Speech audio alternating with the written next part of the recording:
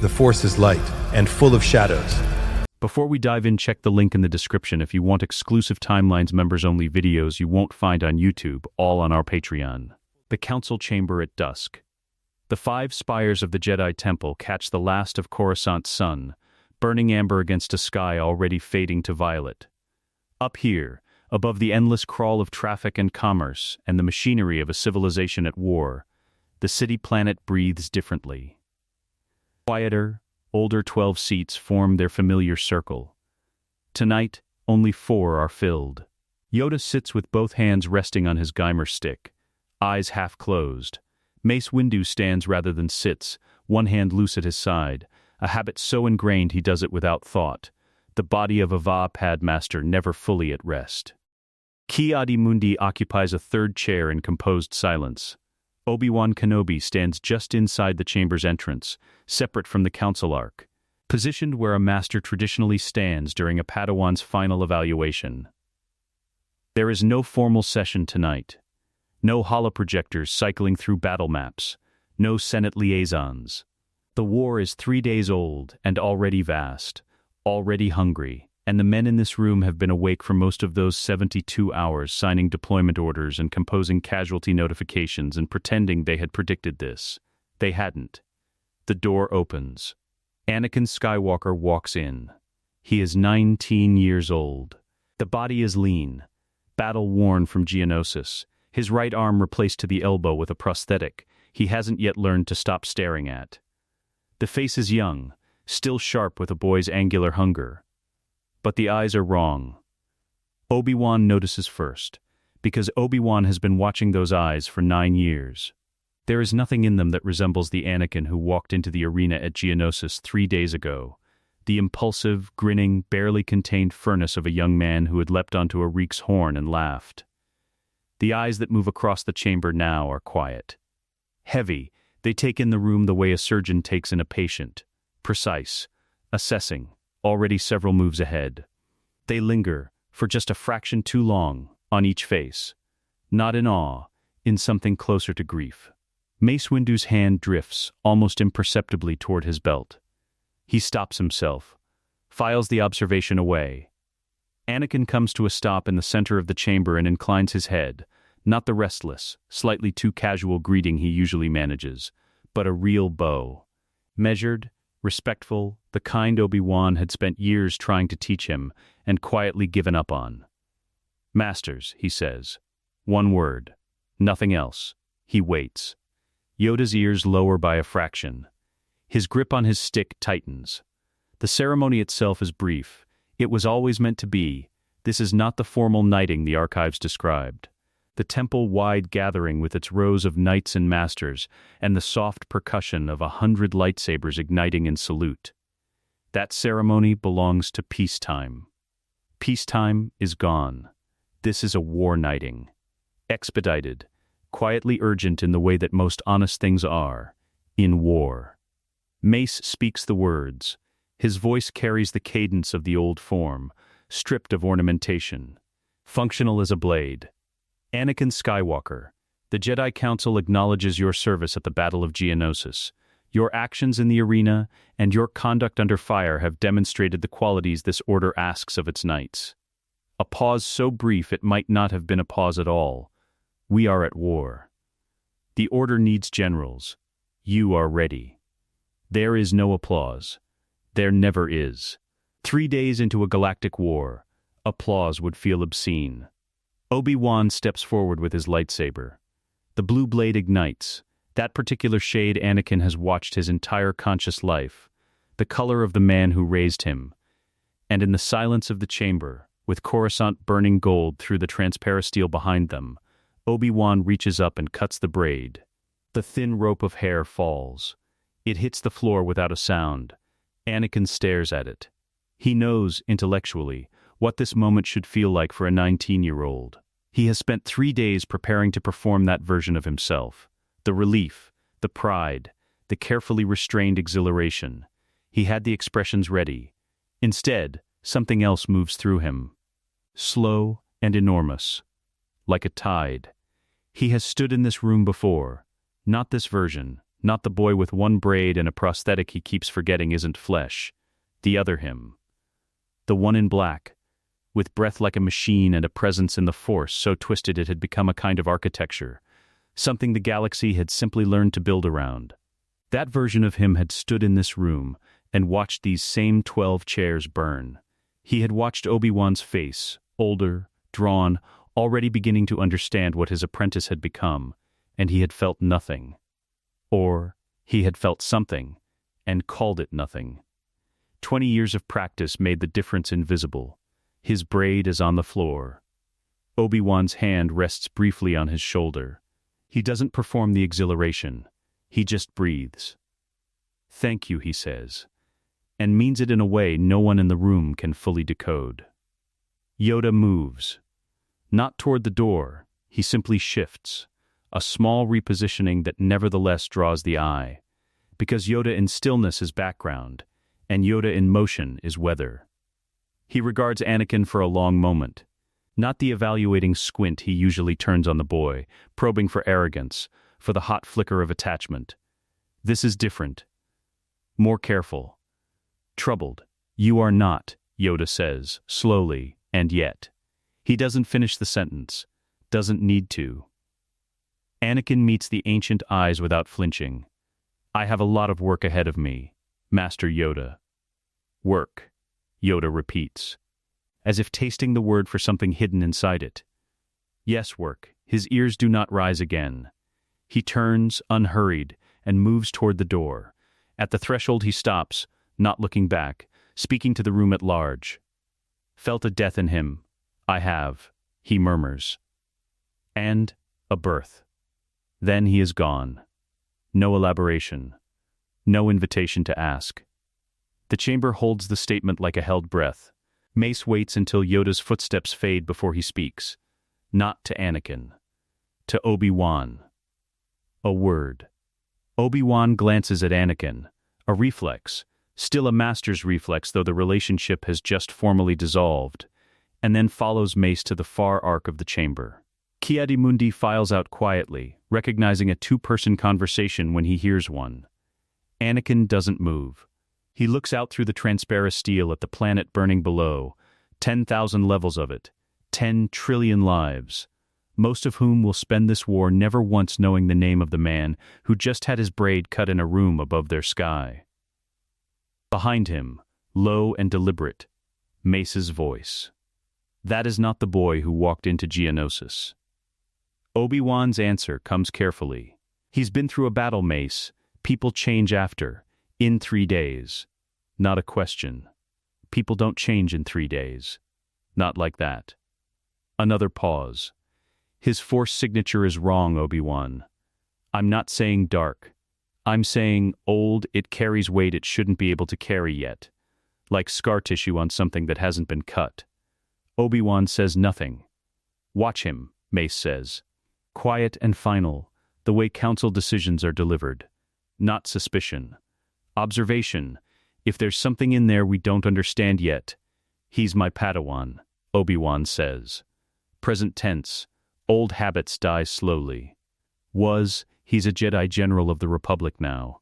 Mace moves toward the door, which means whatever he is, it matters a great deal more than it did yesterday. The chamber empties.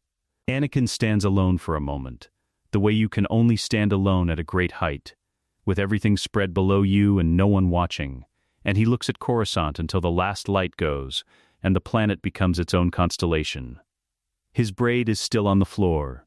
He reaches down, picks it up, and closes his mechanical fist around it. The war is waiting. Padmé is somewhere in this city, alive. Rex is somewhere in this army, alive. Ahsoka is on Shili or in a temple crèche, 14 years old and unhurt by him. For now, that is enough. He pockets the braid and walks out into the war. Coruscant Military Staging Area 7. 3 clicks south of the Temple District, where the city planet's administrative skin gives way to something rawer. Landing pads scorched black by 1,000 departures, fuel lines thick as pythons running between prefabricated command structures, the air tasting of ozone and hydraulic fluid, and the particular institutional hopelessness of places designed for transit, and nothing else. Dawn, or what passes for it this far into the urban canopy. A stripe of pale gold on the eastern horizon, the rest of the sky the color of old Durasteel. The 501st Legion assembles in parade formation on the main pad. Thousands of men. Identical faces under identical helmets, blue-marked white armor catching the thin morning light. They stand with the precision of things engineered for precision, which is exactly what they are, and which is also. Anakin thinks, exactly the wrong way to look at them. He walks the line alone. No aid. No introduction. Just a newly knighted Jedi general in a robe that still carries Geonosis dust, moving slowly down the front rank with his hands clasped behind his back, looking at each face through each visor. The 501st watches him do this and doesn't know what to make of it. Captain CT-7567 stands at the head of First Company and waits. He has served under 3 Jedi generals in training rotations and observed 2 more in field briefings, and the pattern across all 5 was identical. A brisk walk past, a few words about the honor of service and the expectations of the Order, then straight to the tactical overview. This was not unwelcome. Soldiers are not, as a rule, comforted by being stared at. Soldiers prefer clear objectives and adequate ammunition and, if possible, someone who knows what they're doing on the other end of the comm. The new general stops in front of him, takes a long look, not the inspecting look, not the eyes on the armor, checking the equipment look. The other kind. The kind CT-7567 has received exactly once before, from a medic on Camino who'd just pulled him out of a training accident, who'd grabbed his face and looked at him the way you look at something you're relieved is still intact. Recognition almost, which makes no sense, because they have never met. Captain, the general says. General Skywalker. By the numbers. Correct and neutral. Rex, Anakin says.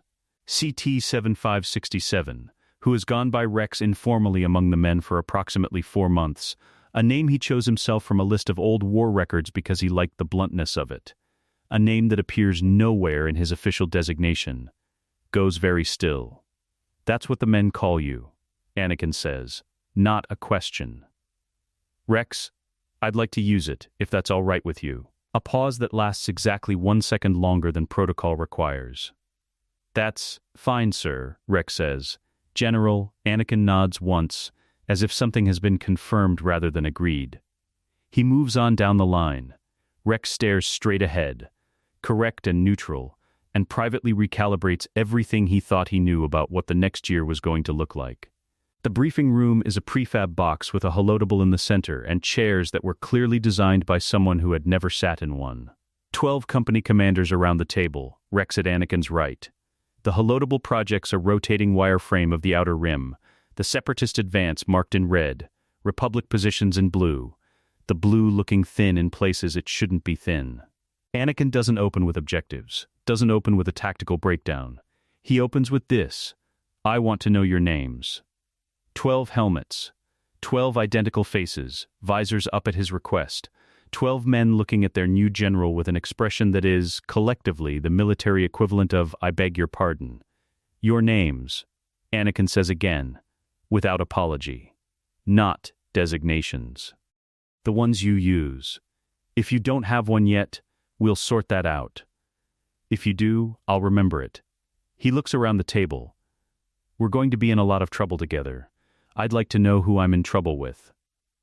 Silence then from the far end of the table. A compact commander with a scar bisecting his left eyebrow says, Carefully, Kix, sir. I'm the chief medic.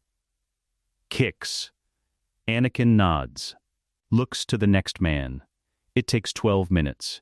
By the end of it he has 12 names, and the 12 men at the table have the particular unsettled energy of people who have just been treated as something they weren't expecting to be treated as, and don't entirely know how to process it.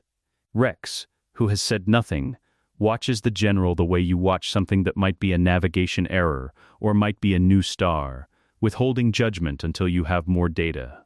The tactical breakdown that follows is not what anyone expects.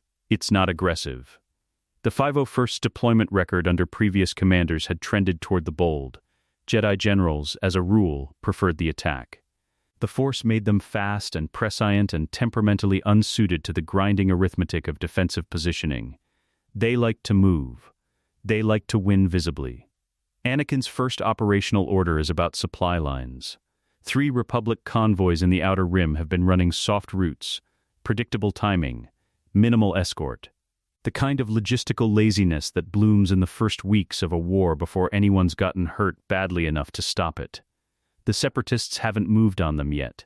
They will, he says, within the week. He wants the routes randomized. He wants 2 escort frigates on each convoy that aren't logged in the standard deployment manifest. A shadow escort, running dark. He wants the convoy schedules accessible to exactly 4 people in the chain of command. Kix raises a hand. Sir, that's a significant logistics rewrite. Command typically loses convoys, Anakin says. Not harsh. Just even. I'd rather do the paperwork. Another silence. Rex, who has spent 4 months watching supply chain inefficiency cost the Republic clone lives that couldn't be replaced on any schedule, finds himself doing something he hadn't planned to do in this meeting. He agrees. The captain has the operational experience to confirm the pattern. General, it's a real vulnerability. He says it flat and factual. No performance of enthusiasm. The recommendation is sound. Anakin looks at him, the same look as on the landing pad, that faint, specific recognition. Then let's fix it, he says. They work until midday. The 12 commanders file out with actual tasks rather than the usual inspirational abstractions. Rex stays behind, rolling up a tactical overlay on the holotable, because someone has to, and because he wants another 30 seconds in the room to decide what he thinks. You've done this before, he says. Not an accusation. An observation. Anakin, gathering his own materials, doesn't look up immediately. When he does, his expression is careful. Done what? Run supply protection as an opening move. Most generals come in wanting to take ground. You came in wanting to keep what we have. Rex sets down the overlay. That's not academy doctrine. That's campaign experience. Anakin is quiet for a moment. The room hums with its ventilation system. Somewhere outside on the landing pad, a gunship is warming its engines. I've seen what happens when you don't, Anakin says finally. When you push forward and forget what's behind you. Things fall apart faster than you think they can. Rex nods. Files it. I'll have the convoy rescheduling proposals to you by 1800. Rex, the captain, pauses at the door. When this is over, today, the debrief, all of it, you can come find me. You don't need to formally request a meeting. My door isn't that kind of door. Rex looks at him for a long moment, assessing, the way good soldiers assess, without sentiment, without rush. Understood, sir, he says. It isn't agreement exactly. It's the beginning of one. The difference matters. And Anakin, who spent 20 years learning the hard way what it cost to confuse the two, knows it. He lets the captain leave without pushing. Alone, he stands over the holotable. The outer rim rotates slowly in pale blue light. All those systems, all those people, all those futures branching and collapsing based on decisions made in rooms exactly like this one. He has time. Not much, not anything close to enough, but more than he had before. He reaches into his robe and finds the braid, still there, still coiled in his mechanical fist's memory of last night. He sets it on the edge of the holotable. A small thing. An anchor. Then he gets back to work. The Coruscant Senate District at night. The great dome of the Senate building rises against a sky thick with traffic lanes, its surface catching the city's ambient light and throwing it back diffused. Pale. Like something trying to remember what the moon looked like. The residential towers nearby are quieter. Senatorial apartments, staff quarters, the particular hush of people who have spent their days managing the end of the Republic and come home too tired to speak. Padmé Amidala's apartment is on the 43rd floor of a building that has a name nobody uses, and a security detail she tolerates the way she tolerates most things imposed on her, with perfect outward compliance and a private assessment of exactly how she would work around them if she needed to. She doesn't need to tonight. Tonight, Anakin comes through the front door. She is at her desk when he arrives, surrounded by the aftermath of a 16-hour day, datapads stacked in the particular entropy of someone who actually reads them all. A cold cup of tea she poured 3 hours ago and forgot. The soft blue glow of a Senate session transcript she's been annotating by hand, because she doesn't trust the summaries. She hears the door and doesn't look up immediately. Because she is in the middle of a sentence, and she is Padmé Amidala, and she finishes her sentences. Then, she looks up. She takes in the robe. The missing braid. The prosthetic hand she has not yet learned the geography of. The face that is Anakin's face and is also tonight, something she doesn't have a word for yet. She stands. "It's done," she says. "It's done," he agrees. She crosses the room, and he meets her halfway, which is the only way they have ever managed anything, and for a long moment, neither of them says anything at all. Her forehead against his jaw. His human hand in her hair, and his prosthetic hand very carefully not touching anything, still learning its own strength. Or pretending to. He isn't pretending. He knows exactly what that hand can do. That's why he's careful. She pulls back first, not away, just back, holding him at arm's length to look at him properly. She has been a senator, and before that a queen, and before that a child who understood instinctively that reading people was a survival skill, and she reads him now with the focused attention she usually reserves for political opponents she doesn't yet understand. "Something happened to you on Geonosis," she says. Not a question. Not an accusation. An opening. The way she opens all serious conversations, with a statement that is also an invitation. Anakin is quiet. He moves to the window, standing with his back half turned, looking at the city the way he looked at it from the council chamber, that measuring, grieving look, as though he is calculating something he doesn't want to calculate. "I need to tell you something," he says, "and I need you to hear all of it before you respond." Padmé sits on the edge of her desk, arms folded loosely, weight settled. "Ready, then tell me." He doesn't tell her everything. He is not yet sure the full truth is survivable, for either of them. What he tells her is this: that the battle changed him, that standing in that arena watching her fall towards something that should have killed her, he understood for the first time, and with absolute physical certainty, that there was no version of the future in which he chose the Order over her life. That he had spent years telling himself the choice was complex, layered, navigable, and in the arena, in about 4 seconds, the complexity evaporated, and what remained was simple enough to carve in stone. He chose her. In every version of events where a choice is required, he chooses her. Which means, he says, still at the window, that I've been lying to you. Not about what I feel, about what I'm willing to do about it. He turns. "I married you, Padmé, secretly, on Naboo, with a holy man and the trees and your droids as witness, and I have spent every day since then pretending, to the Order, to Obi-Wan, to everyone, that it was something I could contain and manage and keep separate from the rest of my life." He meets her eyes. "I can't. I don't want to." The apartment is very quiet. Padmé looks at him for a long moment. The political mind is running. He can see it. The rapid internal assessment of risk, consequence, exposure. She is not a woman who makes decisions without understanding their weight. It's one of the things he has always loved most about her and has occasionally found exhausting. "I know," she says. He blinks. "You know. That you'd reached that point. I've known for months." She sets down the datapad she's been holding without noticing she was holding it. "I just didn't know if you'd say it out loud or keep performing the management of it until it became something neither of us could survive." The word performance lands in him like a key in a lock. "I'm done performing," he says. She crosses to him then. Not with relief. Relief is too simple for what moves across her face. It's something older. The expression of someone who has been holding a difficult thing carefully for a long time and has just been told they can set it down. She takes his prosthetic hand and holds it, both of hers around the metal, deliberately, without flinching.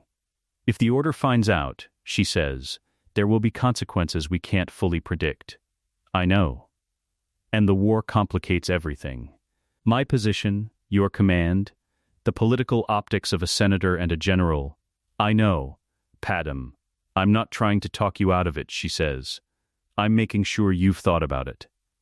I've thought about it, he says. And the weight in those 4 words is considerable, more than you can imagine. She studies him. The reading again, patient, thorough.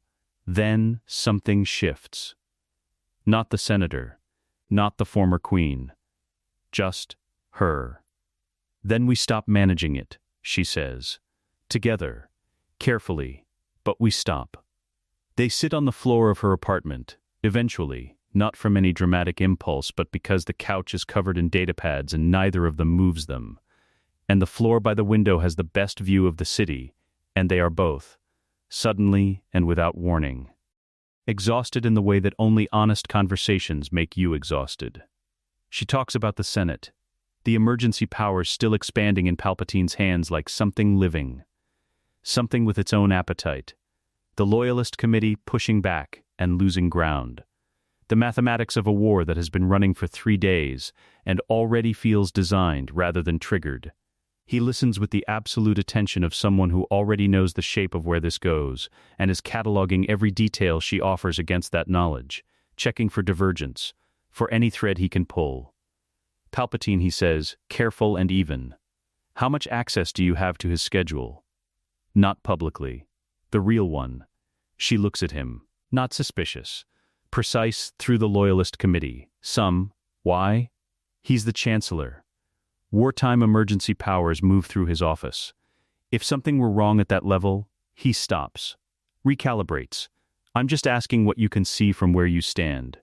She is quiet for a moment, measuring the question. Then, what do you think is wrong at that level? He meets her eyes, holds them. I think, he says slowly, that this war didn't start by accident. And I think the evidence of that will pass through his office before it passes through anyone else's. He pauses. I'd like to know what you see. Padmé sets her tea down on the floor between them. Her expression does something complicated, the political mind and the personal one negotiating in real time. You've been a Jedi General for approximately 36 hours, she says. 38, he says. The corner of her mouth moves, almost a smile. Not quite. You're going to be very difficult to be married to, she says. I've been told, he says. This time she does smile, small and real, and aimed directly at him like something she's been conserving. Outside, Coruscant runs its endless night. Traffic lanes spiral and converge, a million lives moving at speed toward a million different mornings. Below them, somewhere in the machinery of the city, the war is filing its first serious paperwork. Anakin leans his head back against the window glass, and for one unguarded moment he simply looks at her, alive, and here, and looking back, and lets the knowledge of it settle into him like light, into a room that has been dark for a very long time. He doesn't say it out loud. He doesn't need to. She's already figured it out. Christophsis, a crystal world. If crystal meant something cold and indifferent rather than beautiful, the planet's famous latticed terrain catching light at angles that made tactical positioning a migraine and sniper sight, lines a geographer's nightmare.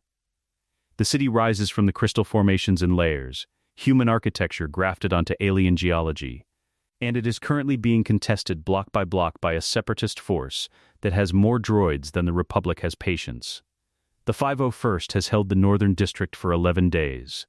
11 days of the grinding, attritional, fundamentally unglamorous work of urban warfare, holding intersections, rotating rest shifts, patching armor with whatever the supply drops brought, which was never quite what the requisition forms requested. The blue-marked clones have become furniture in the crystal streets, as permanent-looking as the buildings they shelter behind, which is either a good sign or a worrying one depending on which end of the comm you're on. Anakin stands on a rooftop at 0600 and watches the eastern approach through a pair of electro-binoculars and thinks about Ahsoka Tano. She is coming today. He knows because he arranged it, a quiet word with Master Plo Koon, who found her, and a formal request filed with the Council for a Padawan assignment, which the Council approved with the mild bureaucratic indifference of an institution processing 400 such requests a week in wartime. The paperwork reads as routine. The reasoning he gave was sound. A Jedi General of his profile should have a Padawan. The educational continuity of the Order depended on the Knight-Padawan relationship continuing through the war. He was prepared to take responsibility for a student's development in the field. All of it true. None of it the reason. The reason is 14 years old and has no idea he's coming. And the last time he saw her, she was standing in a ruined temple on Malachor with a mask and white lightsabers, and the particular quality of stillness that people develop when they've been hurt enough times to stop showing it. He lowers the electro-binoculars. Rex appears at his shoulder, because Rex has developed a particular talent for materializing when something needs to be said and has not yet been said. Transport from Coruscant just cleared atmosphere. General, Ada 12 minutes. Thank you, Rex. A pause. Rex doesn't leave. You requested this assignment personally, Rex says. Not accusatory. The tone of a man who keeps track of logistics and notices anomalies in them. I did. You've never met this Padawan. Anakin looks back at the eastern approach, 3 droid columns moving up through the crystal formations, slow and methodical, entirely certain of their arithmetic. No, I haven't. Rex absorbs this the way he absorbs most things, without visible reaction, filing it in the mental archive he's been building since the supply line briefing on Coruscant, the archive that is rapidly filling with things that don't quite fit the established template for Jedi generals. 12 minutes, Rex says again, and withdraws. The transport sets down on the landing pad 2 levels below the rooftop at 0613. Anakin is there when the ramp descends. She walks out into the crystal light of Christophsis, and she is exactly as he remembers her, and nothing like he remembers her simultaneously. The mantrals shorter, the facial markings less developed, the walk that of someone still growing into their own stride. 14 the age she was when she was first handed to him, and he had reacted with all the grace and maturity of someone who had never wanted a Padawan and didn't know how to say so without sounding terrible. She is carrying one lightsaber. She has not yet found the second. She spots him, squares her shoulders with the instinctive alertness of a student, meeting a new master, and crosses the landing pad. Ahsoka Tano, she says. Correct and formal and trying not to look like she's sizing him up, doing it anyway. Assigned to General Skywalker. Anakin looks at her. He knows he has approximately 4 seconds before the looking becomes something she notices and misinterprets. He uses 2 of them to simply confirm, in some cellular, irreducible part of himself, that she is alive and unharmed, and standing in front of him in a body that his hands have never hurt. Then he does something that surprises them both. He kneels. Not a bow, not the formal master-to-student acknowledgement. He goes down on one knee on the landing pad so that he is at her eye level, the way you do with someone you need to actually see. And he looks at her straight on. Ahsoka, he says, first name only. No title. She stares at him. Whatever she was expecting, the brisk efficiency of assignment processing, a quick tactical download, the particular Jedi General energy of someone already thinking about 3 other things. It was not this. I'm glad you're here, he says. And the weight in it, the plain and specific and unperformed weight of it, lands on her like something physical. Thank you, General, she manages. He stands. Anakin, when it's just us. He gives her an hour to settle and then finds her on the north wall, watching the droid advance through a gap in the crystal formations, with the focused attention of someone doing tactical math in their head. Good, he had always loved that about her, the mind that never stopped working. That turned every environment into a problem to be solved. He leans against the wall beside her and doesn't speak immediately. Below, the droids move in their patient geometry. A B-2 super battle droid unit takes the corner of what had been a market square and now is a rubble field, and somewhere in the crystal streets a clone squad falls back to the secondary position, and the repositioning is clean, practiced, the 501st's 11 days of hard experience showing in the quality of the retreat. They're going to push the eastern flank at dusk, Ahsoka says. Not to him specifically, Working it out. Yes, Anakin says. The crystal formations give them cover for a flanking column. They'll trade the center advance for a pincer. Yes, she glances at him sideways. You already knew that. I wanted to hear how you got there. She turns to look at him more fully, recalibrating, the expression of someone revising their initial assessment of a situation. Master Plo said you were unconventional, she says, carefully. Master Plo is generous. He watches the droid column. What would you do about the flank? Preempt it. Put a unit in the formation before dusk. Let them commit to the pincer and hit them from inside it. With what? She doesn't hesitate. Whoever's fastest. Doesn't need to be big, needs to be quiet and committed. A beat. I'd volunteer for it. I know, he says. You're not going alone. She opens her mouth, the instinctive protest already forming, he can see it. The same instinct he had at 14 and 15 and 19, the hunger to prove the point independently. And then she stops.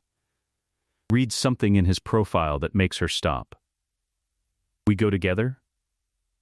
She asks instead. We go together, he confirms. The operation runs at dusk exactly as she predicted. 2 figures moving through the eastern crystal formations while the 501st holds the center.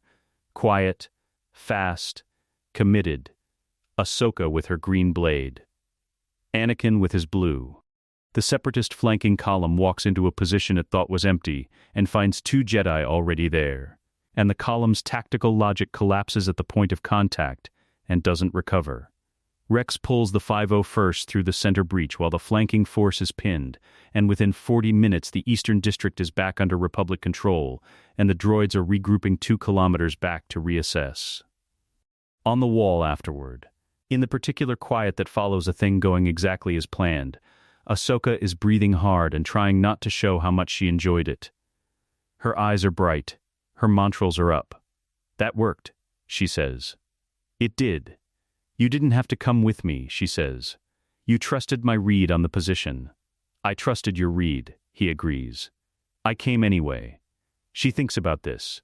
Below, Rex is organizing the sweep teams, his voice carrying up through the crystal quiet, calm and efficient and precise. Why? She asks. Not challenging. Genuinely asking. Anakin looks out at Christophsis, the fractured crystal terrain, the contested streets, the sky going dark at the edges in a way that means the night will be cold.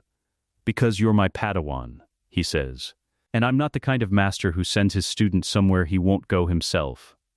Ahsoka is quiet for a moment, working that through the same careful analytical mind that read the droid advance correctly at first glance.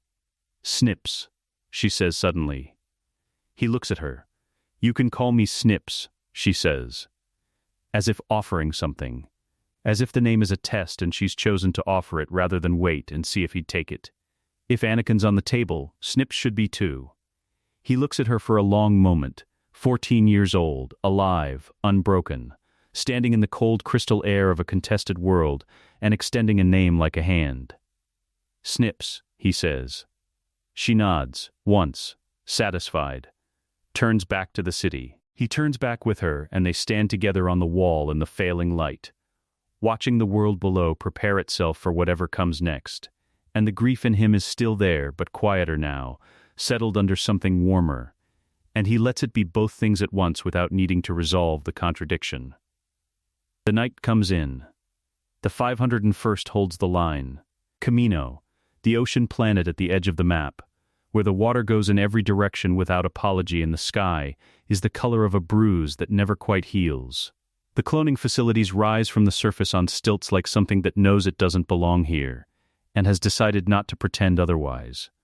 White towers, sterile corridors, the ambient hum of technology performing miracles it has been paid not to call miracles. The rain is constant. It has always been constant. It will be constant long after every decision made inside these towers has played out to its conclusion. Anakin arrives alone. No escort, no aide, no Rex, who had raised a single eyebrow at the solo manifest and received a look in return that closed the conversation without bruising it. The visit is logged as a routine welfare inspection, which is true in the way that most good covers are true, not false. just incomplete. A Jedi general, checking on his men. Nothing worth flagging. Prime Minister Lama Su meets him at the landing platform, with the particular gracious efficiency of someone who has learned that Jedi visit unexpectedly and has made a structural peace with it. General Skywalker, the Kaminoan's long neck inclines. "We were not informed of your visit. I prefer it that way," Anakin says pleasantly. Keeps everything honest. Lama Su considers this with the expression of someone who has just been told something they understand as a warning and are choosing to receive as a courtesy. "Of course. How may we assist you?" "I'd like to see the accelerated growth bays," Anakin says. "And then I'd like to speak with your chief medical officer alone." Routine welfare review. "Of course," Lama Su says again. The growth bays are vast and cold and lit with the blue-white of equipment that never sleeps. Row upon row of tanks, each one containing a life at some stage of its manufacture, because manufacture is the word, even if nobody in these corridors uses it. Even if the Kaminoans have developed an entire aesthetic vocabulary designed to soften what is actually happening here. Anakin walks the rows slowly. His guide, a junior Kaminoan technician, young by their standards, which means something entirely different than young by human standards, provides statistics in a measured, informational tone. Growth rates. Batch yields. Combat readiness projections. The mathematics of an army built to specification. Anakin listens to all of it and looks at the tanks and thinks about CT-7567, who chose Rex from a list of old war records because he liked the bluntness of it. He thinks about the 12 men around the briefing table who gave their names one by one into a room that had never asked for them before. He thinks about Fives, who is somewhere in this facility, or already deployed, who will eventually pull a chip from his own head and try to warn everyone and die for it in a corridor, with no one who believed him close enough to matter. The inhibitor chips, Anakin says. Conversational, mild. The technician pauses. Standard behavioral modification protocol. All units carry them. It's a safeguard. Against what? A fractional hesitation. Aberrant behavior. Rogue clone scenarios. The Kaminoan Medical Authority determined early in the project that, who commissioned the protocol? Anakin asks. Still mild. Still walking. The technician's stride hitches by half a step. The original commission came through the Republic Medical Board. Standard project parameters. Anakin stops at a tank. Inside it, a child. A boy. Technically. Though the growth acceleration makes the terminology complicated. Floats in suspension, eyes closed. The expression of someone in a dream that hasn't turned difficult yet. I'd like the full documentation on the inhibitor chip program, he says. Specification records. Commissioning authority. Override protocols. Everything. He turns to look at the technician. That's not a request I'm going to forget to follow up on. The chief medical officer is a Kaminoan named Nala Se, who has the controlled, deliberate quality of someone who is intelligent enough to understand exactly what they've done, and has organized their self-concept around not examining it too directly.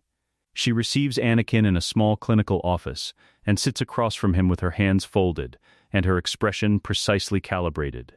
He doesn't approach the chips directly. Not yet. He asks about medical protocols. Injury treatment. Psychological support, which produces a response so carefully worded it communicates everything without admitting anything. He asks about the accelerated aging process. About what the clones are told about their own lifespan.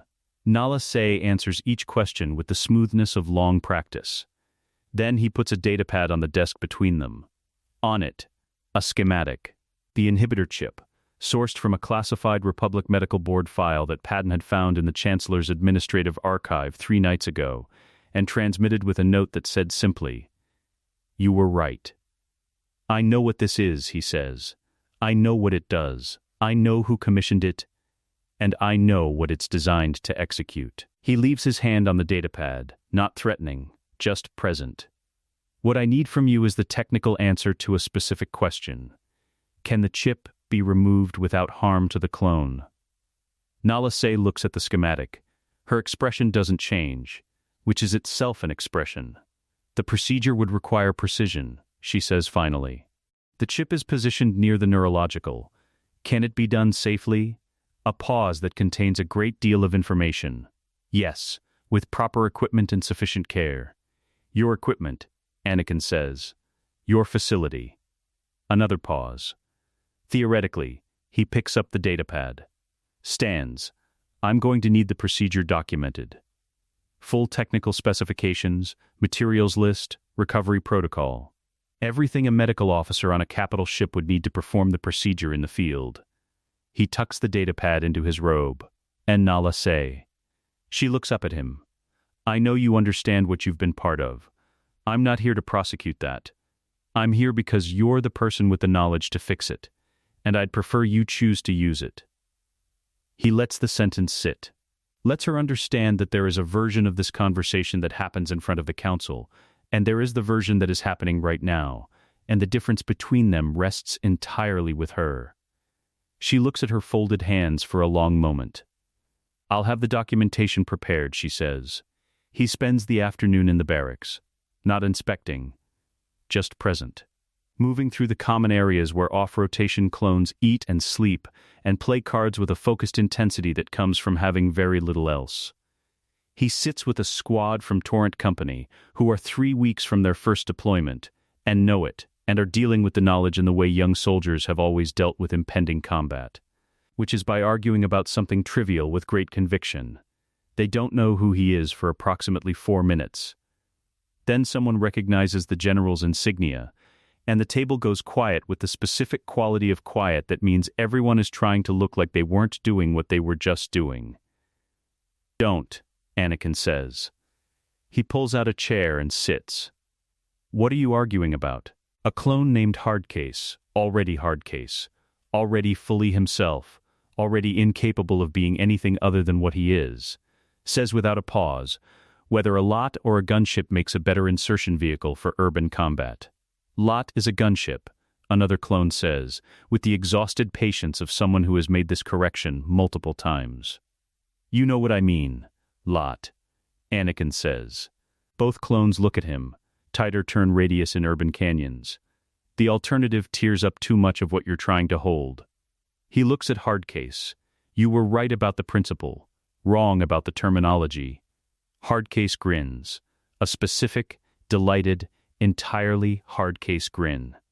See, he says to the table, Anakin stays for an hour. He learns 4 more names.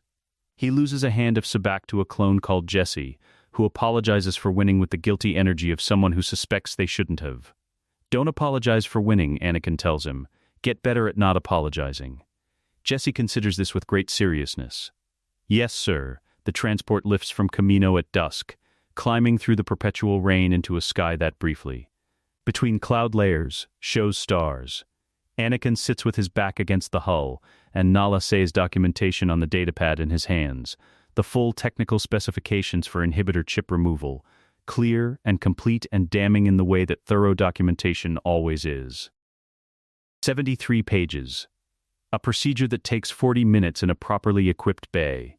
Reversible, safe, the difference between an army of brothers and an army of weapons, contained in 73 pages that nobody was ever supposed to ask for.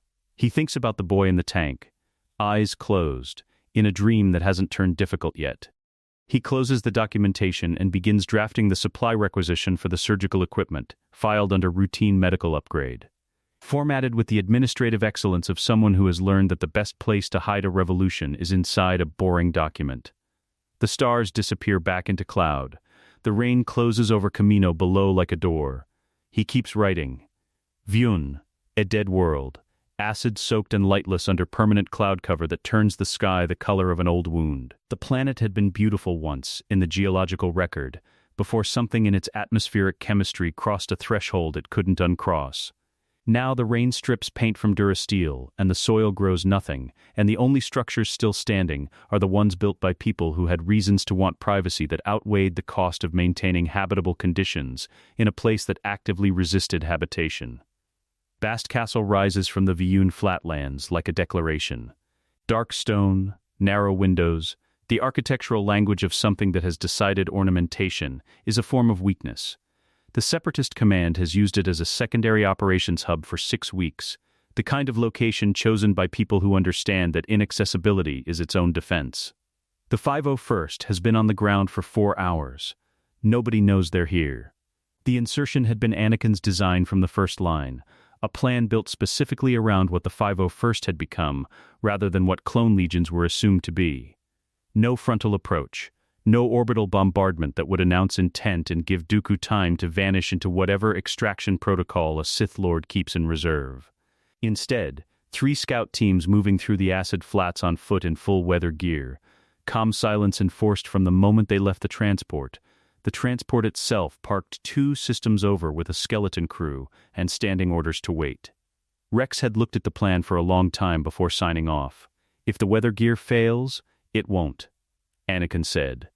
If it does, then we'll have bigger problems than the mission. Anakin had met his eyes. The gear holds. I've run acid environment insertions before. Rex had the specific expression of a man who knows that his general has not, in any verifiable record, run acid environment insertions before, and who has decided that the verifiable record is increasingly not the complete record. He had signed off. The gear held. Ahsoka takes the east approach with a 4-clone fire team and establishes the blocking position at the castle's secondary exit, a service corridor that the Separatist garrison hasn't bothered to post guards on, because nobody should know it exists. She does this, without being told, it's there. When Rex raises an eyebrow at the briefing, Anakin says only, "I had good intelligence." Rex writes it down and moves on. The truth is simpler and more difficult. He had walked that corridor once, in the other life, in a body that breathed through machinery, and a mind organized entirely around the architecture of power. He had known every exit in this castle because he had known it completely, the memory of occupying it belonging to a version of himself he handles not by looking away from, but by using. The intelligence is good, because he was there. That's all. Dooku is in the war room on the 3rd level when they breach. Anakin knows this because Dooku is always in the war room. It's where he thinks, where he plans, where he maintains the illusion that the Separatist cause is a political project rather than a Sith mechanism, which is an illusion he has maintained so long it has become its own partial truth. The Count is many things, and none of them are simple, and Anakin has carried a complicated grief about this man since the moment he understood what Dooku had known, and chosen not to say. He had known the truth about Sidious. He had offered it, once in a different time, in the dim hangar beneath the Geonosian arena, when Anakin had been 19 and certain of his own judgment, and had dismissed it as the manipulation of a Sith Lord. It had been that. It had also been true. 2 things. Simultaneously, the galaxy runs on this. The war room door opens from both sides at once, Anakin through the main entrance, Rex and a 4-clone breach team through the service access on the east wall, and Count Dooku of Sereno, former Jedi Master, public leader of the Confederacy of Independent Systems, private apprentice to a man who will betray him as easily as breathing, rises from his chair with the unhurried dignity of someone who has decided that surprise will not be permitted to show on his face. His lightsaber ignites. Curved hilt, crimson blade, the particular elegant menace of a form master who learned his craft before most of the soldiers in this room were manufactured. He looks at Anakin with an expression of focused assessment. The chosen one, he says. Not mocking, measuring, alone, or nearly so. Interesting tactical confidence. Not alone, Anakin says. Rex and the breach team have spread to the room's perimeter, not engaging. Positioned, I brought enough. Enough, Dooku repeats as though the word interests him. For what, precisely? You cannot hold this position. My garrison is currently being encouraged to stand down by the rest of the 501st, who have the exterior and both secondary exits. Anakin steps into the room fully, his own blue blade igniting. Your garrison is also, to be precise, 40% smaller than your manifest states. Supply corruption in Outer Rim postings. Your quartermaster has been skimming. I flagged it to your own logistics command 3 weeks ago under a false Senate audit request. A beat. They dealt with it without telling you. You should audit your staff more carefully. The silence in the room is occupied. Dooku's eyes move across Anakin's face with the focus of someone reading a document they weren't expecting to find. You planned this some time ago. Yes, the audit was a provocation. You reduced my garrison deliberately before moving. Yes, something shifts in the Count's bearing. Not fear. Dooku does not do fear in any recognizable register, but recalibration, visible as the small adjustment a master chess player makes when he realizes the board contains more pieces than he'd accounted for. You are not what the reports describe, General Skywalker. The reports are a few weeks out of date, Anakin says. The duel that follows is a different thing than it should be. In the version of this moment that Anakin carries in his memory, the arena at Geonosis, the moment Dooku took his arm, there had been anger driving the blade, hot and uncontrolled, a river that had broken its banks. He had come in fast and furious and paid for it immediately, and the anger had served Dooku perfectly, because anger in a duel is a gift to a form master. It is bandwidth given freely to someone who will use it against you. He comes in measured this time. Dooku's Form 2, Makashi, is built for precision and economy and the systematic dismantling of emotional opponents. It is a style that eats fury and chaos for fuel. Anakin takes away the fuel. He moves in the patient geometry of someone who is not trying to overpower the Count but to outlast him, to answer each elegant thrust with minimum motion, to stay close enough that the longer reach of Dooku's technique loses its advantage without committing to the aggressive press that would put him inside it. Dooku feels the difference within 30 seconds. His eyes change. They work through the room, the war room table taking a lightsaber score across its length. A holographic display exploding in a shower of sparks. Rex and the breach team holding perimeter with professional stillness, tracking the fight without engaging. Ahsoka's voice comes over the comm. East exit secured. Garrison standing down.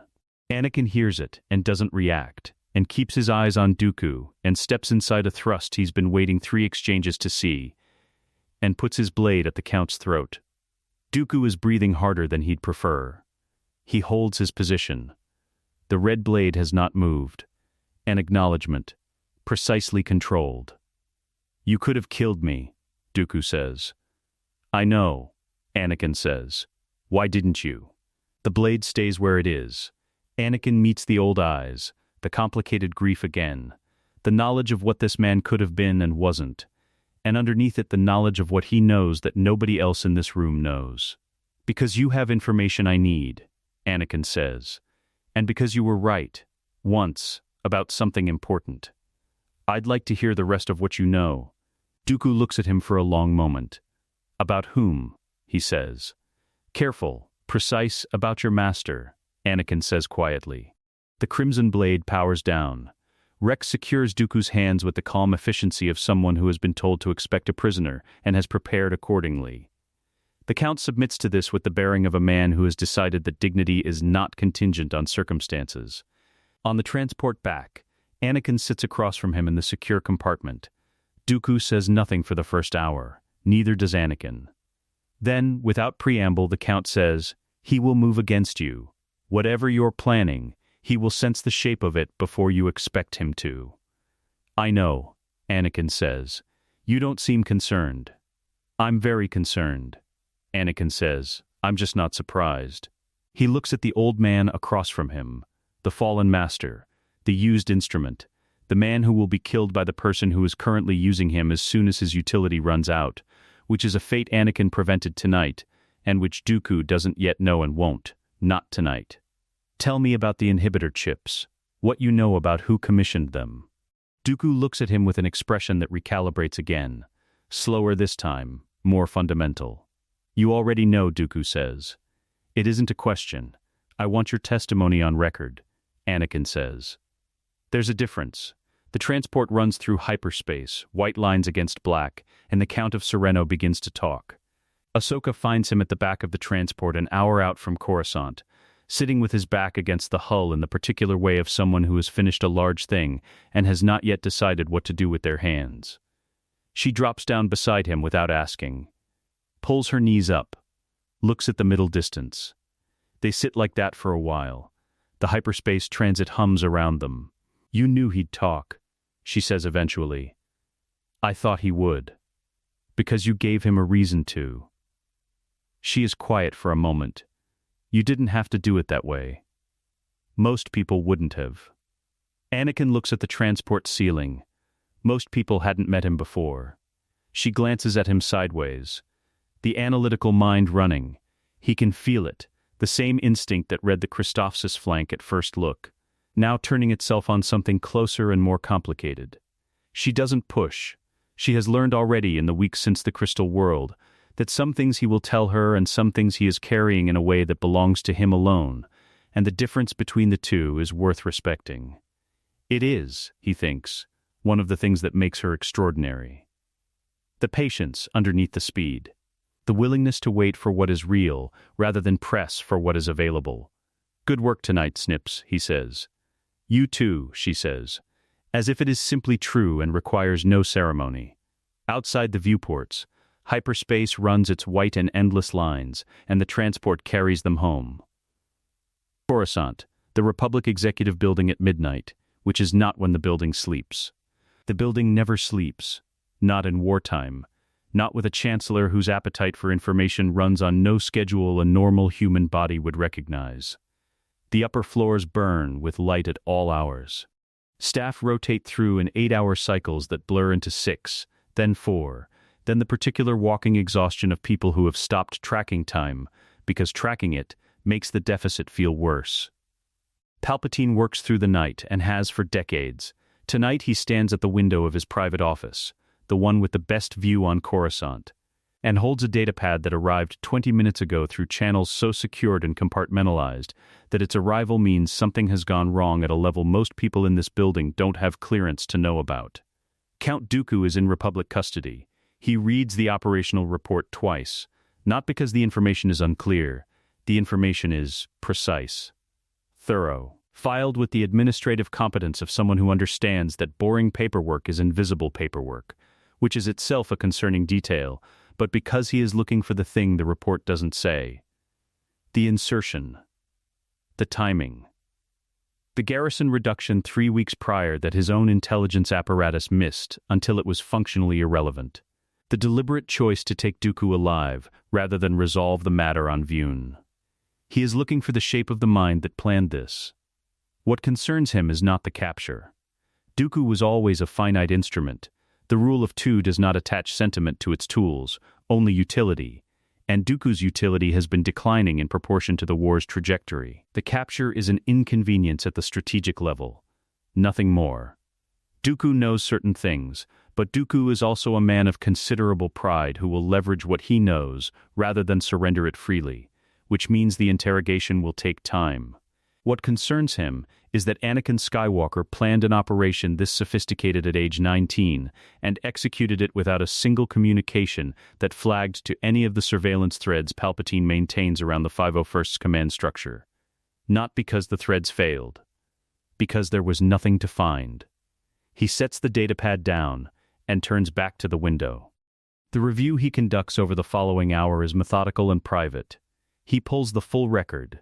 Everything from the knighting ceremony forward, every field report filed by the 501st, every resource requisition, every communication logged through official channels. He reads with the focused attention of someone who has spent decades learning to see negative space, to identify what is conspicuously absent as easily as what is conspicuously present. The field reports are excellent, thoroughly documented, tactically sound, casualty figures that represent a performance level 2 standard deviations above the Clone Wars mean. The resource requisitions are clean, precisely justified, filed correctly, almost pedantically correctly. The kind of administrative thoroughness that either indicates a very organized mind or someone who has been specifically careful about not providing grounds for audit. The medical requisitions from the Camino visit he reads 3 times. Standard equipment upgrade. Surgical supplies. Nothing that, line by line, raises a flag. The aggregate, though, the specific combination of microsurgical tools, neural imaging equipment, and anesthetics suited to human baseline biology, forms a pattern that is technically innocent and practically specific. He files the pattern and continues reading. The communication logs show regular contact with Obi-Wan Kenobi, Captain Rex, Padawan Tano. Contact with Senator Amidala shows at a frequency consistent with the Wartime Loyalist Committee, which Skywalker interacts with in his general's capacity, which is documented and unremarkable. He looks at the frequency more carefully. The timestamps. The duration. Regular, calibrated, the exact pattern of professional contact. Not one exchange more, not one exchange less. As though someone had looked at what professional contact between a Jedi general and a senator should look like and produced it without deviation. He leans back in his chair.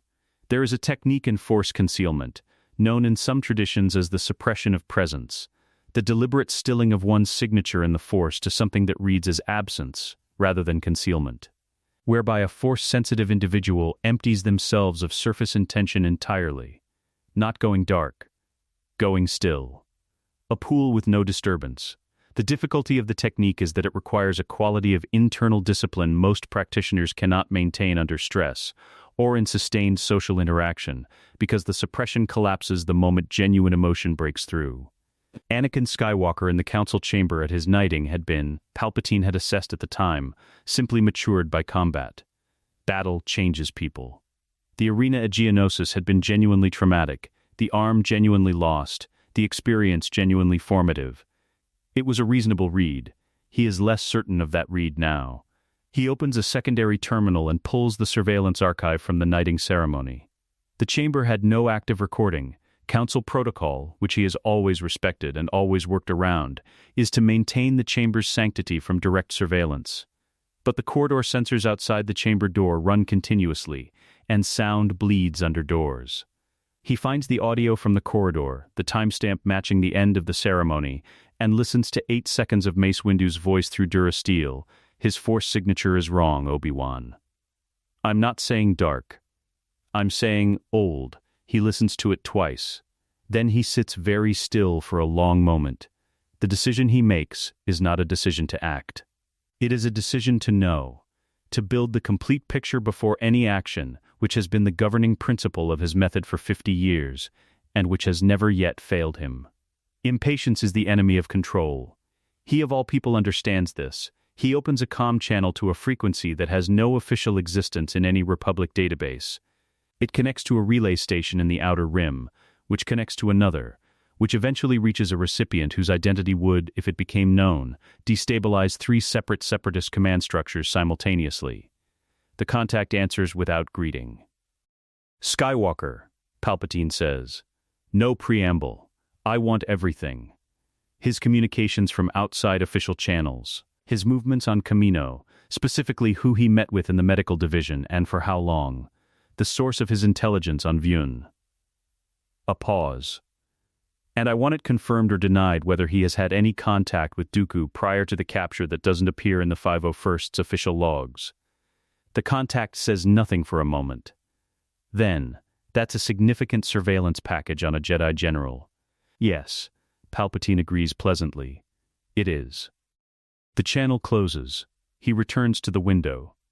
Coruscant below, running its endless mechanical night, 10 trillion lives organized into the largest bureaucracy in galactic history, all of it predicated on the existence of structures that he has spent decades hollowing from the inside. The architecture looks intact from the outside. It always does, until it doesn't. The plan is not in danger. The plan has survived contingencies of a scope that would have broken anyone without his patience, and a 19-year-old Jedi general, however anomalously capable, is not a contingency that changes the fundamental arithmetic. What changes the arithmetic is the possibility of foreknowledge. The question he cannot yet answer. He considers the Kamino medical requisitions again. The garrison reduction on Vyun. The conversation with Senator Amidala that is exactly as professional as it should be and therefore is not what it appears to be. He thinks about a boy from Tatooine who had over 20,000 midichlorians per cell and a future the Force had organized itself around for a millennium. He thinks about what it would mean if that boy knew. Not suspected. Knew the window gives him Coruscant in all its manufactured grandeur. He looks at it without comfort, which is unusual. He has always found the view clarifying. Tonight, it offers him only the scale of what he stands to lose if his assessment is wrong. He moves to his desk and begins drafting a communication to the Senate Guard commander, a quiet authorization for an additional security sweep of the executive floor, framed as a routine precaution given the wartime security environment. 3 new guard posts positioned to monitor access to his private office. His personal schedule locked to a smaller clearance tier than it currently occupies. Not alarm. Preparation? On a secured datapad he keeps in a compartment behind the desk, behind 3 locks that respond only to force-assisted biometric input. He opens a file he has not needed to consult in some years. Emergency continuity protocols. The contingencies that exist for scenarios where the primary plan is compromised before its execution window, where acceleration becomes necessary, where the careful decades of patience must compress into something faster and correspondingly cruder. He does not activate anything tonight. He reads, assesses, and closes the file. Then he goes to his private quarters and does something that would surprise anyone who understood how much work still remains. He sleeps. Soundly, briefly. With the discipline of someone who has always known that fear is a resource to be managed, not a state to inhabit. Tomorrow he will know more. Tomorrow the surveillance package will begin returning data. Tomorrow Dooku will be in a Republic holding facility, and Anakin Skywalker will file another impeccably correct after-action report, and the war will continue to run on schedule. He has time. He has always had time. The city burns below him in the dark, and Darth Sidious sleeps. Coruscant. The Republic Senate building at midday, which should mean the corridors are full. Staff, aides, senators moving between chambers in the purposeful currents of an institution processing a war. The corridors are full. The building is operating on its normal rhythm. This is the cover. Rex's voice comes through Anakin's comm, low and even, carrying the particular quality of calm that experienced soldiers develop specifically for moments when calm is the most important thing in the room. East Wing sealed. Senate Guard units on floors 12 through 15 are standing down. They think it's a security drill. We have maybe 20 minutes before someone senior enough to override the drill order checks in. Understood, Anakin says. Hold the perimeter, nobody in or out. Copy that, General. He pockets the comm. Beside him in the corridor, Obi-Wan stands with his hands loose at his sides, his expression carrying the focused stillness of a man who has been given information in stages over the past 72 hours, and has integrated each stage with the disciplined grace of someone who trusts the person providing it, even when the information is extraordinary, even when it rewrites everything. To his left, Ahsoka, montrals forward, weight on the balls of her feet, green blade not yet ignited, hand at her side, ready, present, the Padawan who read a droid advance correctly on the first look, and has spent the weeks since Christophsis getting sharper every day. To his right, Mace Windu, who has said almost nothing since the briefing 2 hours ago, and whose silence has the specific density of a man revising a position he has held for a long time. He'll know we're coming, Mace says. Yes, Anakin says. Knowing doesn't help him. No, Anakin says. It doesn't. He opens the door to the Chancellor's suite. Palpatine is standing at the window. Of course he is. The window is where he stands when he wants to control the first impression of a room. The grandeur behind him, the light in the visitor's eyes, the psychological architecture of a man communing with something larger than the people entering to confront him. Anakin has walked into this room so many times in so many versions of this life that the staging has become almost nostalgic. Almost, Anakin. The voice is warm. Calibrated, it carries the specific frequency of a man who is surprised and is choosing to receive the surprise as an occasion for graciousness rather than alarm. And Master Windu. Master Kenobi. His eyes find Ahsoka. And your young Padawan. This is unexpected, Chancellor. Anakin says. We need to speak with you about a security matter. I'd ask you to step away from the window. A fractional pause. The smile holds. Of course. Shall I call for? No, Mace says. The single word carries the weight of Vapad and 30 years of reading the Force signature of every person in every room he has ever entered. No one else. Palpatine steps away from the window. His hands remain clasped behind his back. He moves to the center of the room with the unhurried grace of someone who has decided the situation is beneath alarm, and watches Anakin with eyes that are doing something his face is not. "You've been busy," Palpatine says quietly. Directed at Anakin only. Vyun, Kamino, the rather elegant supply chain maneuvers over the past months. The warmth has not left his voice, but something underneath it has changed register. The way a frequency shifts before it becomes audible as something else. "I wondered when we would have this conversation." "So did I," Anakin says. "For a long time." The mask comes down in degrees. It is not a single moment, not the theatrical reveal of a villain who has been waiting to be unmasked. It is a process, controlled and sequential, each degree of revelation a decision made in real time by a man assessing his options and finding them reduced. The warmth drains first. Then, the graciousness. Then, finally, the performance of age and frailty. The careful stoop in the shoulders that has always been a costume. What remains is Darth Sidious. The eyes are the clearest signal, the yellow underneath the surface blue, rising like something that has been waiting a long time for the correct temperature to emerge. His posture straightens to its actual architecture.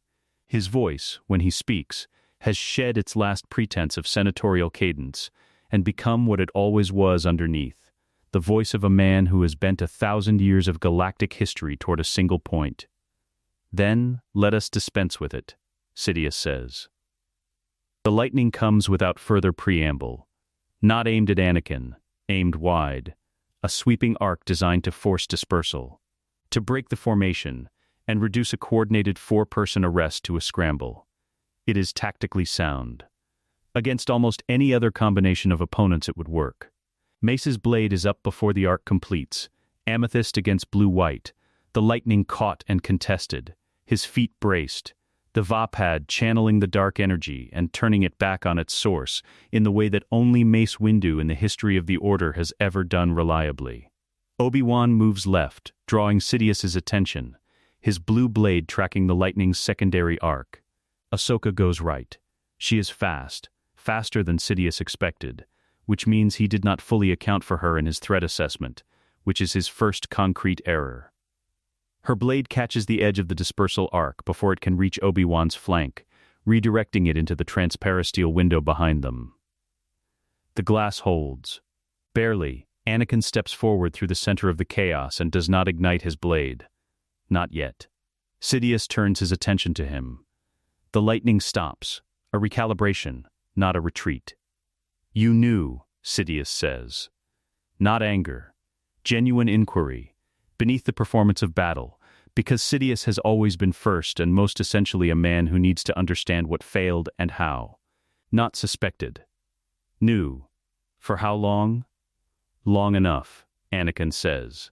The arena didn't change you. Another recalibration. Reading the evidence, revising the model. Something else did. Something before Geonosis. The yellow eyes move across him with the focus of a man who has studied the Force for a century and knows what normal looks like. "What are you?" "I'm what you made me," Anakin says. "I just made different choices with it." Sidious looks at him for one long moment. Then, Padmé Amidala will still die in childbirth, said with the precision of a blade finding a known wound. That is not my design. That is the Force's. Whatever you've changed, you haven't changed that. The room holds its breath. Anakin looks at him steadily. The knowledge sits in his chest like a stone. The weight of it, the specific terror of it, the years in the other life when this exact lever had moved everything. He feels it now. He does not look away from it. He lets it be exactly what it is, and then he speaks. "I know," he says. "We're working on it." The lever finds nothing to pull. Sidious attacks. Not lightning this time, the blade comes from inside his robe, the red igniting in a single motion that has killed 3 Jedi Masters in Anakin's other memory, a draw and strike so fast that the gap between the two actions is not perceptible to anyone without Force-enhanced reflexes. He comes at Anakin directly, abandoning the tactical dispersal approach, making the calculation that the others are secondary threats, and the primary problem requires primary attention. Anakin's blue blade meets the red. The collision drives him back one step. Sidious is fast, still fast, the speed of a man who has trained his body as rigorously as his mind, who does not slow, and has not slowed in a way that matters in a duel. He presses the advantage, Sith form fifth overlaid with the personal innovations of 50 years of private practice, combinations that exist in no archive because he has never fought anyone he expected to survive the encounter. Anakin holds. Not because he is stronger, Sidious is stronger, in raw force terms, and always has been. The power of the dark side compounding over decades into something that occupies the room like weather. He holds because he is not fighting to win by force. He is fighting to hold the line, while Mace recovers his position, while Obi-Wan moves to the left flank, while Ahsoka reads the geometry of the engagement and finds the angle. She finds it. Her blade comes from below Sidious's guard at the precise moment he has committed his weight forward into a thrust at Anakin, a combination she should not have been able to read, unless she has been watching Sith footwork long enough to understand the pattern, which she has not, which means she read it cold in the span of 6 seconds. Anakin files this away because it matters, and because she has always been extraordinary, and because there is never a wrong time to notice it. The strike forces Sidious back. 1 step, 2, Mace is there. Lightning drawn into his blade, the amethyst burning with a light that is not entirely comfortable to look at directly. Obi-Wan takes the right. The 4 of them hold the compression, closing the geometry, and Sidious looks at what has been built around him with the expression of a man encountering a proof he cannot immediately refute. He unleashes the lightning at full capacity. Not dispersal. Everything. The room turns white. Anakin steps in front of it. He gets his hands up. Both of them. Flesh and metal. The mechanical prosthetic that has no nerve endings and the human hand that has all of them, and the lightning hits and it is not something he expected to be fine. It is not fine. The pain is absolute and immediate, the current arcing through the prosthetic and jumping to the flesh at the wrist joint, every nerve in his right arm translating the experience into a single sustained signal that has only one register. He doesn't move. His feet are on the ground, and he does not move. He has stood in front of lightning before, in the other life, and let it take him apart in the service of a son he had failed for 20 years. He knows exactly what this costs, and he pays it without flinching, because the alternative is behind him. Ahsoka, Obi-Wan, and the full consequences of a galaxy where Darth Sidious wins, and there is no calculation he can run that produces a version of the next 3 seconds in which he steps aside. He catches it, not redirects. Catches, holds the arc between his hands, the lightning crawling up his forearms and spending itself against the resistance of 2 decades of raw force power, channeled into the simplest possible physical act. Holding on. Sidious's eyes register something. The lightning stops. The power is not spent. It is sufficient. It is more than sufficient. But the act of throwing it has a cost even for Darth Sidious, and the sight of what is absorbing it introduces a variable his model did not contain. He pulls back 1/2 step. Mace Windu does not give him the other half. It ends quickly after that. Mace is a master of Vapad. Sidious is extraordinary. The combination of Sidious depleted and Mace at full force, with Obi-Wan on the left flank and Ahsoka covering the window, is not a duel that runs long. It runs 40 seconds, and they are 40 hard seconds, and at the end of them Sidious is disarmed, and against the wall with 3 lightsaber blades in close proximity, and the geometry of the room has produced an outcome that 1,000 years of Sith patience did not account for. Mace looks at Anakin across the room, a look that contains a question he is not going to ask right now. In this room, with Sidious still calculating at the wall. Anakin's hands are burned. The prosthetic has taken significant damage. 3 fingers unresponsive, the wrist joint making a sound it should not make. Ahsoka is beside him before he registers her moving. Her hands checking the damage with the focused attention of someone who has learned field medicine, because the alternative is watching people she cares about bleed, without being able to help. "I'm all right," he says. She looks at the hands and back at him with an expression that has no patience for that particular claim, and doesn't say so. "You stepped in front of it," Obi-Wan says, quietly, From across the room, his eyes steady and full of something that is still processing. "Yes," Anakin says. "You knew it would hurt. I had a reasonable estimate." Obi-Wan is quiet for a moment. Then, Anakin. He looks at his old master. Obi-Wan opens his mouth, closes it. The thing he is trying to say is too large for the room and too immediate for the right words, and so he simply nods. Once. Deliberate. The nod of a man who has revised something fundamental and wants the revision acknowledged before he can find the language for it. Anakin nods back. Rex's voice comes through the comm. Perimeter holding. Senate Guard units are starting to ask questions about the drill timeline, General. We're at 18 minutes. Tell them it's over, Anakin says. Tell them the Chancellor requires medical attention, and the building is secure. He looks at Sidious against the wall, contained, disarmed. The yellow eyes still watching, still calculating. The capacity for patience that has outlasted empires not yet extinguished even now. Get me a Republic detention escort. Maximum security. Tell them we need the protocols for a high-value political detainee. Understood, Rex out. Mace steps back from Sidious.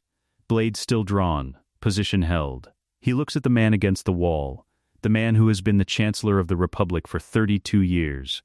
The man who shook his hand at Senate functions and expressed appropriate gravity at Jedi Council briefings, and kept the yellow out of his eyes for so long that Mace Windu, who can feel darkness at ranges that make most Jedi uneasy, did not see it.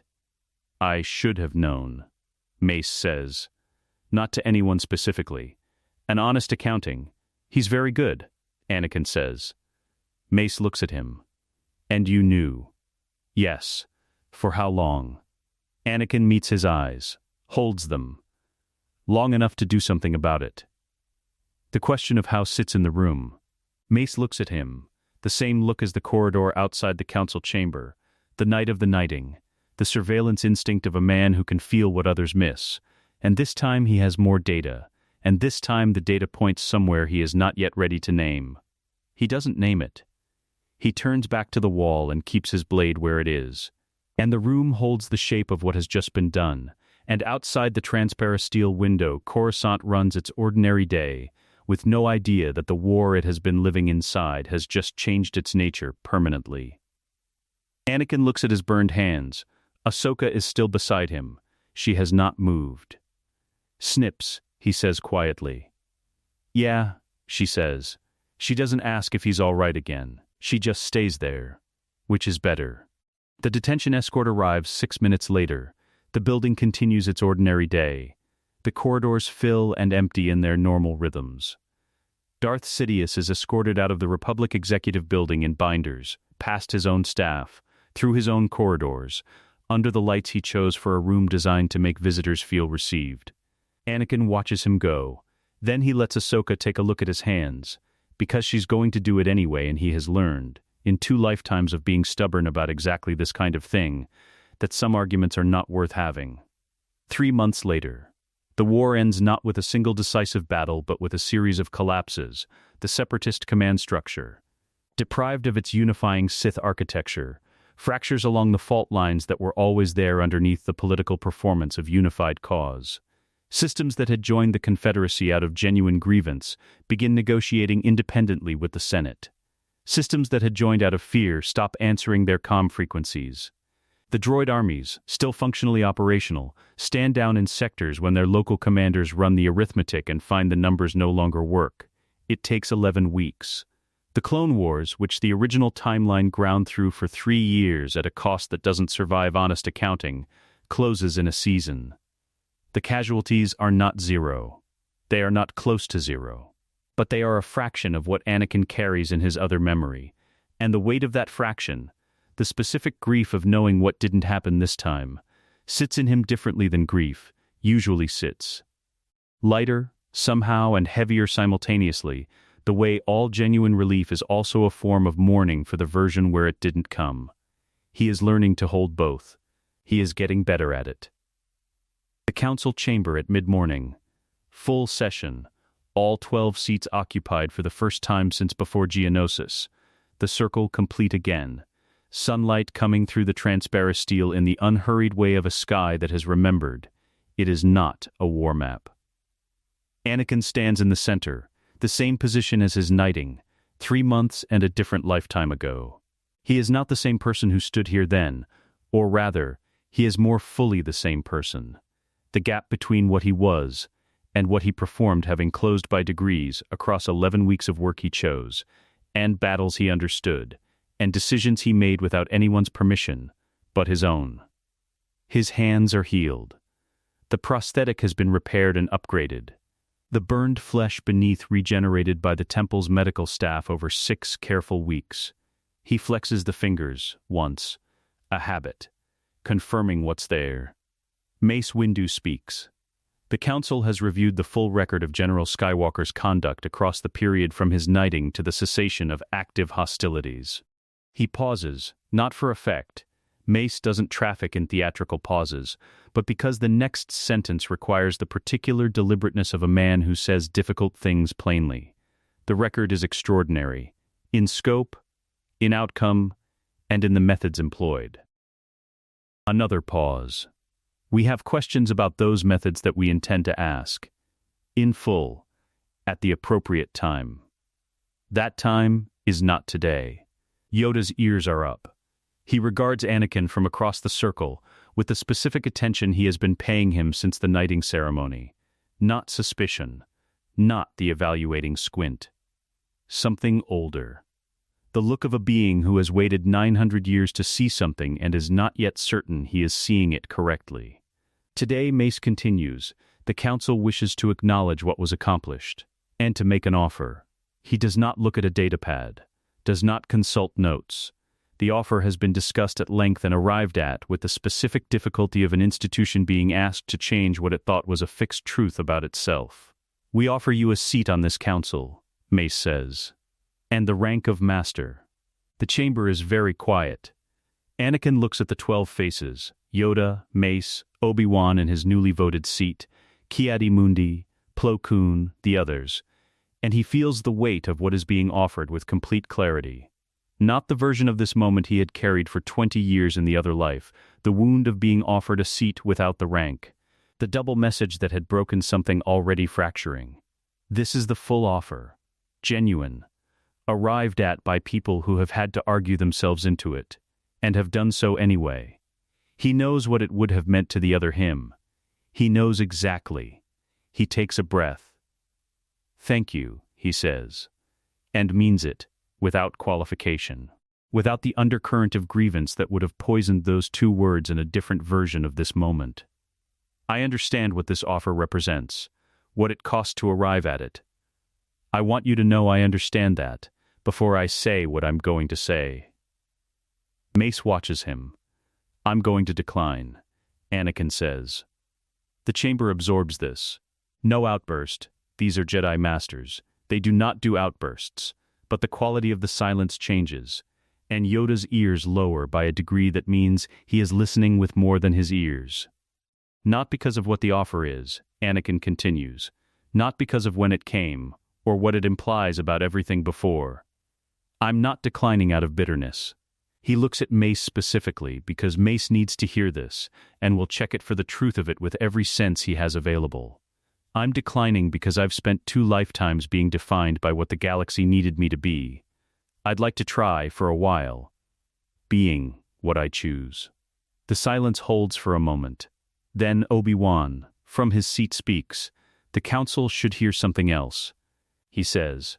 His voice carries the particular weight of a man who has been holding a thing carefully and has decided the time for careful holding is finished, something I've known, or suspected, for longer than I've acknowledged. He looks at Anakin, not asking permission, informing him. Anakin is married. The chamber receives this. To Senator Amidala, Obi-Wan adds, unnecessary probably, but Obi-Wan has always been thorough. Anakin looks at his old master with an expression that contains several things at once: surprise, gratitude, the specific warmth of being stood up for by someone who didn't have to. You knew. I strongly suspected, Obi-Wan says, since Geonosis, at minimum. A beat. I should have said something sooner. To you, and to the Council. He looks at the circle. Anakin's conduct across this entire period, the clarity of his judgment, the integrity of his choices. I would submit that the attachment did not compromise him. The evidence suggests the opposite. Mace looks at Anakin with the expression of a man updating a foundational assumption in real time. It is not a comfortable expression. It is, however, an honest one. Yoda says nothing for a long moment. When he speaks, his voice carries 900 years of considered weight. Change, he says simply. In him, we see it. In ourselves, perhaps, we must also see it. His eyes rest on Anakin. Happy, you have made us consider being. That is no small thing. He finds Ahsoka in the training courtyard afterward. She is working through a form alone, the second form she has been developing. Her movements already carrying the specific quality of someone building something, rather than executing something learned. She sees him coming and doesn't stop, finishes the sequence, then powers down her blade, and looks at him with the expression that has become her default with him. Open, direct. Ready to receive whatever the conversation actually is, rather than the version she expected. He tells her she's ready, not for the trials, not for the formal progression. He tells her she is ready in the way that matters, the way that has nothing to do with tests and everything to do with who she already is. He tells her that the order she is going to help build from here, the one that has just been asked by events to look honestly at itself, that has Obi-Wan speaking in council sessions about attachment and being listened to, that has Yoda saying the word change without the weight of resistance, that order is worth building, that he trusts her to help build it. You're not going to be here? She asks. Not accusatory. Reading the shape of what he hasn't said yet. Not in a seat, he says. I'll be around. He meets her eyes. You don't need me standing over you. You never did. She looks at him for a long moment, the analytical mind running, checking the statement for the truth of it, finding it. Snips, she says quietly, as though the name is something she is keeping. Always, he says. He finds Rex near the barracks on the temple's lower level, sitting on a crate in a corridor, out of armor for once, the face that is shared by thousands somehow most itself when it isn't behind a helmet. Beside him, 3 members of Torrent Company doing nothing in particular, with the comfortable purposefulness of people who have earned the right to do nothing in particular. Rex looks up when Anakin approaches. Waits. Anakin sits on the crate beside him and looks at the corridor wall for a moment. Then he says, simply and directly, I need to tell you something. About why I knew the things I knew. Why some of this went the way it did. Rex is quiet. It's a strange thing to hear, Anakin says. I need you to know that before I say it. Rex looks at him with a steady, assessing attention he brought to their first meeting on a landing pad on Coruscant and has never once withdrawn. General, he says, I've been following you for 3 months. I stopped being surprised by strange things approximately 6 weeks in. Anakin looks at him.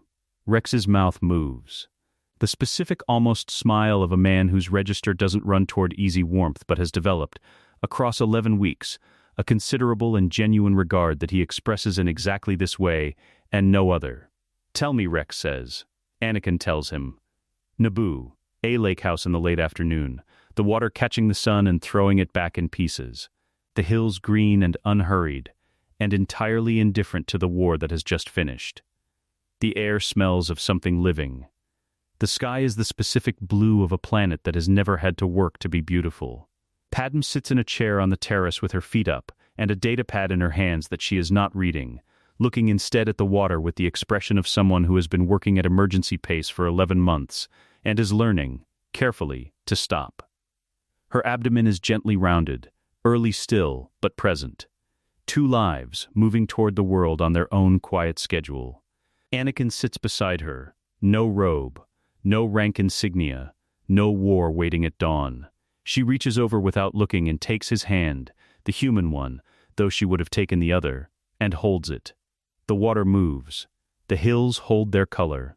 A bird that doesn't know it's in a story crosses the sky from left to right and disappears into the tree line without comment. He did not save the galaxy by becoming what it needed him to fear. He saved it by finally becoming who he was always meant to be. The sun goes on going down. The lake holds the light for as long as it can, and then the light changes, and the evening comes in warm and unhurried, and entirely, completely, unafraid. Let us know what you'd like to see next. The end.